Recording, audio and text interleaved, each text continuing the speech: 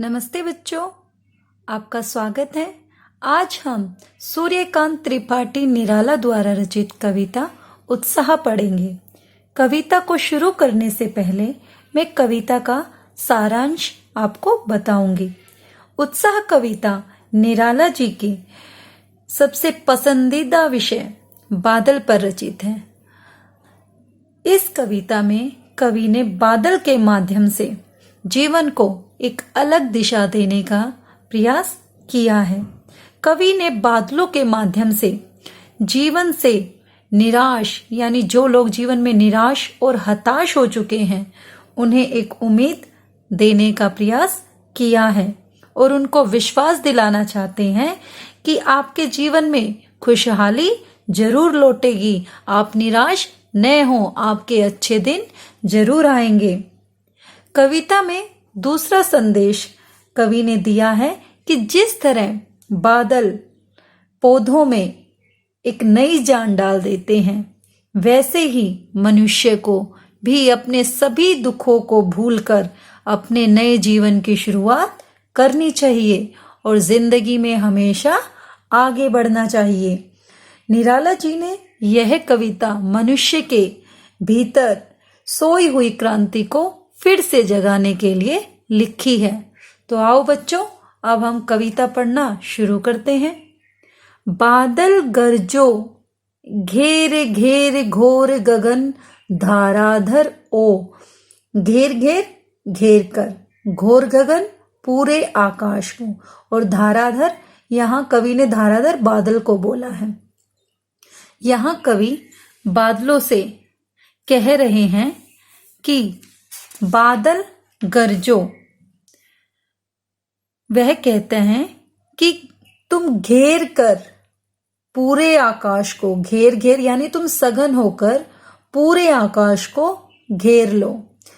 ललित ललित काले घुंघराले बाल कल्पना कैसे पाले। इन पंक्तियों में कवि बादल के रूप सौंदर्य का वर्णन कर रहे हैं। ललित ललित सुंदर और घुंघराले काले घुंघराले। यहाँ कवि ने बादलों की तुलना काले घुंघराले बालों से की है। कवि कहते हैं कि बादल बड़े ही सुंदर हैं और जैसे काले घुंघराले बाल लगते हैं वैसे ही ये बड़े सुंदर लग रहे हैं। बाल कल्पना कैसे पाले। यहाँ कवि ने बादलों की तुलना बाल कल्पना से की है कि जिस तरह बालक के मन में अनेक कल्पनाएं आती रहती हैं, वैसे ही आकाश में अनेक बादल छाए रहते हैं। विद्युत छवि उर में कवि नव जीवन वाले। उर में हृदय में और विद्युत बिजली, छवि बिजली की छवि। आपने देखा होगा कि जब बादल घिरते हैं और बादल गरजते हैं तो उनमें से बिजली चमकती है। तो कवि कहते हैं कि विद्युत छवि उर में कि इनके हृदय में बिजली छिपी हुई है। कवि नवजीवन वाले कि जिस तरह कवि अपनी कविता से नवजीवन, लोगों में नवजीवन भर देता है। वज्र छिपा नूतन कविता यानी जिस प्रकार कवि नूतन कविता अपनी नई कविता में वज्र छिपा, एक शक्ति छिपा कर रखता है, उसी शक्ति से अर्थात नई कविताओं में छिपी हुई अपनी शक्ति के माध्यम से कवि लोगों में चेतना भर देते हैं। उसी प्रकार तुम भी बादल नव जीवन देने वाले हो, पौधों को एक नया जीवन देने वाले हो। जिस प्रकार कवि लोगों में चेतना जगाते हैं, चेतना भर देते हैं, तुम भी बादल उसी प्रकार लोगों में नव जीवन यानी नया जीवन देने की चेतना जगा दो। बादल गरजो। विकल विकल उन्मन थे उन्मन विश्व के निधाग के सकल जन। विकल यानी बेचैन व्याकुल, उन्मन अनमना यानी कहीं मन न लगना, और निधाग गर्मी, सकल समस्त या सारे संसार, सारे जन लोग। इस पंक्तियों में कवि बताना चाहते हैं कि गर्मी बढ़ गई है यानी अत्यंत गर्मी हो गई है और उसके कारण विकल विकल उन्मन थे उन्मन, यानी सभी लोग व्याकुल हो रहे हैं, उनका कहीं मन नहीं लग रहा है। आए अज्ञात दिशा से अनंत के घन। अब कवि बादलों से कहते हैं कि अज्ञात दिशा से आओ बादल और इस अनंत घन में, इस अनंत आकाश में छा जाओ।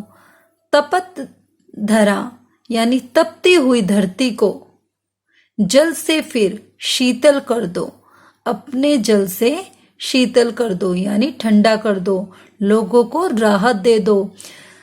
विश्व के समस्त लोग निधाग गर्मी के कारण बेचैन हैं, व्याकुल हैं, उनके मन कहीं लग नहीं रहे हैं। तो बादलों अज्ञात दिशा से आओ, किसी भी दिशा से आ जाओ और इस अनंत के घन, इस अनंत आसमान को जिसका कोई अंत नहीं है, उस आसमान को आप घेर लो। तपत धरा तपती हुई धरती को जल से फिर अपने जल से शीतल कर दो, ठंडा कर दो और लोगों में एक नई चेतना जगा दो, जीवन जीने की एक प्रेरणा भर दो। इस कविता में कवि बादलों के माध्यम से सामाजिक क्रांति का आह्वान भी कर रहे हैं। कवि कहना चाहते हैं कि बिजली की कड़क यानी बिजली जब गरजेगी, कड़केगी, बादल जब गरजेंगे, तब लोगों में एक नई चेतना का संचार होगा। अब हम इस कविता के प्रश्न उत्तर कर लेते हैं। कवि ने बादलों को बाल कल्पना के से पाले क्यों कहा है? जिस प्रकार बच्चे की कल्पना बदलती रहती हैं, अनेक कल्पनाएं बालक के मन में आती रहती हैं, वैसे ही आकाश में अनेक बादल छा जाते हैं। कवि ने बादलों के सौंदर्य का वर्णन कैसे किया है? तो कवि ने बादलों के सौंदर्य का वर्णन करने के लिए कहा कि बादल सुंदर हैं, ललित ललित काले घुंघराले। इन पंक्तियों में कवि ने बादलों की सुंदरता का ही वर्णन किया है। कवि ने कहा है कि बादल सुंदर हैं, काले घुंघराले बालों जैसे हैं, बादल बाल कल्पनाओं को लिए हुए हैं। बादलों को कवि ने नव जीवन वाले क्यों कहा है? तो बादलों को कवि ने नव जीवन वाले इसलिए कहा है क्योंकि अगर बादल बरसेंगे तो जो पौधे सूख गए हैं उन्हें एक नया जीवन मिलेगा, तपती धरती को ठंडक मिलेगी, जो लोग गर्मी से बेचैन हैं, व्याकुल हैं, उन्हें राहत मिलेगी। इसीलिए कवि ने बादलों को नवजीवन वाले कहा है। कवि बादल से फुहार, रिमझिम या बरसने के स्थान पर गरजने के लिए क्यों कहते हैं? तो कवि बादल से फुहार या रिमझिम या बरसने के स्थान पर गरजने के लिए इसलिए कहते हैं क्योंकि कवि समाज में, हमारे समाज में लोगों में एक नई चेतना, नई क्रांति का आह्वान करना चाहते हैं जो बरसने से संभव नहीं है। लोगों में चेतना और जोश जगाने के लिए बादलों को गरजना होगा और बादलों के गरजने से ही लोगों में एक नई क्रांति का, एक नई चेतना का आह्वान होगा।